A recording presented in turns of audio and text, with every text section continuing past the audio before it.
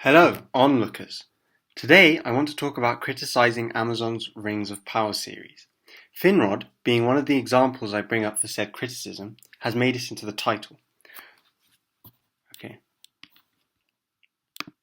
First up, we have to talk about values. It's fine if you don't value faithfulness in an adaptation. Here, I would like to bring in an analogy about Apple's 2.0. If a company approached you with a new product based on Apple's 1 that we are all used to. It's called Apple's 2.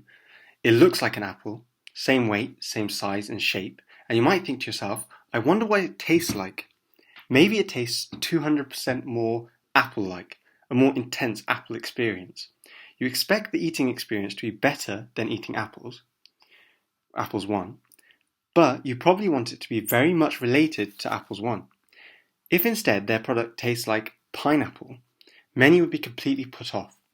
Note, this doesn't mean Apple's 2.0 is a bad product. It's just not sufficiently similar to Apple's 1 for many people.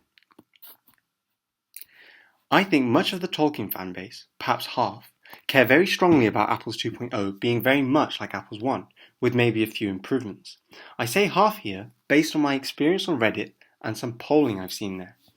The other half, it seems, doesn't mind, and good for them. They'll no doubt enjoy September more than I will. Disclaimer. Obviously, we are all working off limited information, but as I will be discussing the broad principles that I care about, this doesn't actually matter. When the show comes out, perhaps you will actually adhere to them. I doubt it. I've heard people bring up Peter Jackson's changes in order to justify seemingly any and all changes under the sun. But these changes affect different parts of the story. These are things like tension, rules for how the fictional world works, or character traits and motivations.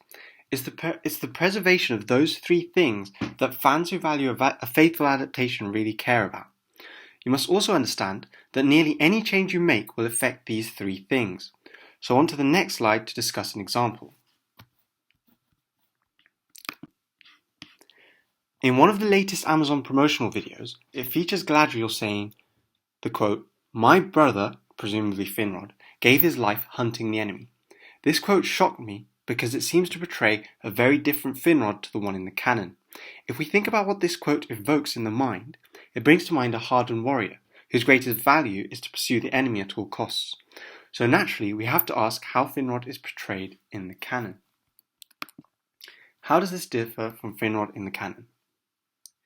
Finrod gives his life honouring an oath he made to a man's father. He sets out to help him on an impossible mission because he believes it's the right thing to do, this man being Beren, son of Bara here. From a character perspective, Finrod is portrayed as a virtuous and saintly figure. Tolkien supports this elsewhere, pointing out that he is reincarnated very quickly. More importantly, Finrod values keeping his word, and this motivates him even if he doesn't believe the mission will be successful. Thematically, Finrod is portrayed as a symbol of peace, love, and friendship in Beleriand. Surrounding him is a theme of different peoples coming together.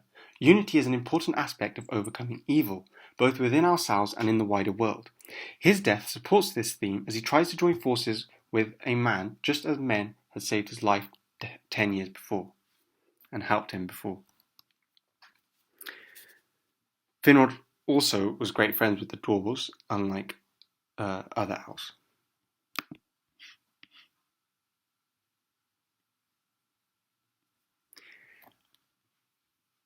A resilient person who dedicates his life to killing evil people in the defense of what he loves isn't worse than someone who dedicates his life to building bridges between different people or keeps his word and helps his friends at all costs. But they are very different people and they contribute to different views of the world. Different doesn't equal bad, but many fans absolutely value the on-screen adaptation resembling the canon. Lore deviations are important to so many people for more than just the superfluous surface-level reason different is bad. But at the end of the day, we all simply have a preference. So it's not difference is bad alone, just a date was changed there. That I don't like that. But at the end of the day, we all simply have a preference. Perhaps it's a fancy dressed-up preference, but it's a preference nonetheless. I believe that the show should respect this preference and what many of the fans value, especially since the rest of the fans don't seem to mind. I understand this is supposed to have to be a worldwide hit for normies, and so the showrunners seem to focus more on that. Just understand that people have really well thought out reasons for disliking the show. I would like to take this opportunity to encourage everyone to watch Nerd of the Rings video on Finrod. Now, I'll quickly deal with a possible objection. One might say, but Finrod could still value these things. He just happens to die differently in this series. My response would very quickly be that this isn't how stories work. You can't simply say that a character possesses some trait like bravery and then not show that trait in your story. That's what people mean when they say you've shown, not told. So now there is a question. How should you adapt the source material? Since anyone would absolutely have to make up a bunch of stuff, because the written material is quite sparse, if someone wants to say that Amazon was unable to do something because they don't have the rights to the extended works, I will say this. If Amazon really wasn't able to tell a really good story that was faithful to the source material because that story was informed by information in the extended works, then they honestly should not have made this adaptation. You're essentially giving up and saying, yeah, we'll go ahead and write some fan fiction.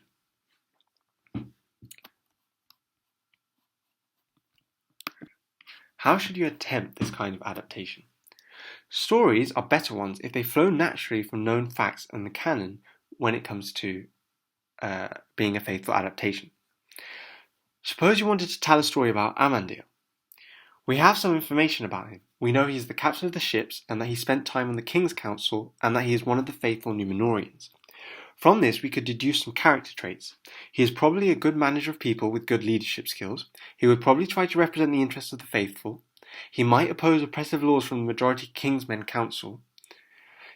Telling a story about Amandil trying to influence the King's Council is one that flows very naturally from things we know about him, even though Tolkien never wrote that story. In this way, what the showrunners have talked about is correct in regards to writing stories that Tolkien never wrote. My issue is, they seem to have chosen stories that do not flow so naturally. A made-up example might be something like, well, we're having Amandil be a yoga teacher because we felt he would probably have some way to cope with the stress of being a sailor. That would seem weird and unsatisfying. The reason is because it's something that could be true, but not something that is truly inspired by what we know about him. It's purely a what-if. Another example, I had an idea for a story about a soldier in Ar-Pharazôn's army who has a family member that is dying. Possibly this character would be in a relationship with one of the faithful. This is a story that is also a what-if story. However, it would also very heavily contribute to the theme of mortality versus immortality on Numenor. It also provides a very good way to show the difference between the faithful and the Kingsmen and their relationship, how the Kingsmen persecute the faithful, for example. So if the story flows naturally from things we know, if it could contribute to the plot or establishing character traits, or if it serves a greater theme, it can be a very good change. Except for one thing, which we'll see in the next slide. Don't contradict what is commonly understood without textual proof, especially when unnecessary. Eärien is an original character that doesn't exist in canon. She is another what-if. What I don't understand is why she couldn't simply have been Elendil's wife, or Isildur or Anarian's wives, or love interests, or even one of Anarian's daughters, depending on the time period. This way, you haven't made anyone up that doesn't canonically exist, and you can still tell your what-if story. It seems so strange to do it the way the showrunners have done it, making Eärien Isildur's sister. It seems totally unnecessary, and another thing that will tick off many fans for no reason. Another thing that feels very unnatural and unnecessary is telling a story that could fit anywhere and doesn't seem to support any of the aforementioned things, plot, character, and theme from the canon.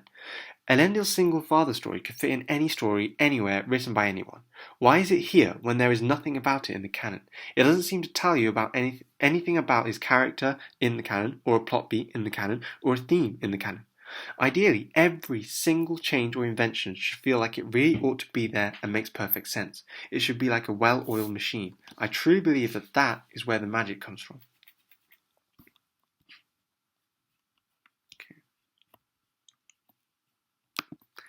Now, a moment to talk about the discourse online. I have found that people have really bad stereotypes and really bad reactions to critics of the show. Here is a Reddit comment about being downvoted for a comment saying they didn't like a picture. But on the other side, why are people having politics as the main argument here on YouTube? There are people who think law changes actually don't matter and no one should care about them, and they get to assume criticism is coming from a bigot. All the rage about black elves and dwarves is not very good optically, especially when most people outside the fan base don't even really care about it that much and look down on the argument. Of course, it is true that people could try to fit things in when they shouldn't, and that can detract from the story. Most people also think rainbow capitalism is cringe, but why is that the main argument? I think we should seek to discuss this show in good faith and bring it back to the main argument.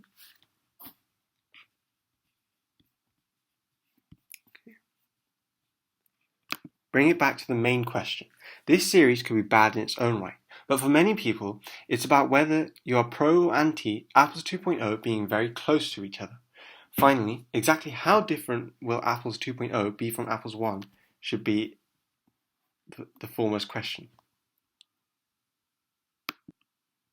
A few more things. I would like to make more videos discussing law changes in depth. If anyone likes the idea, they could suggest the changes they find the most egregious in the comments. In future, my videos should be of a higher quality too. If you want criticism of the show in its own right, I recommend Every Frame of Pause here on YouTube.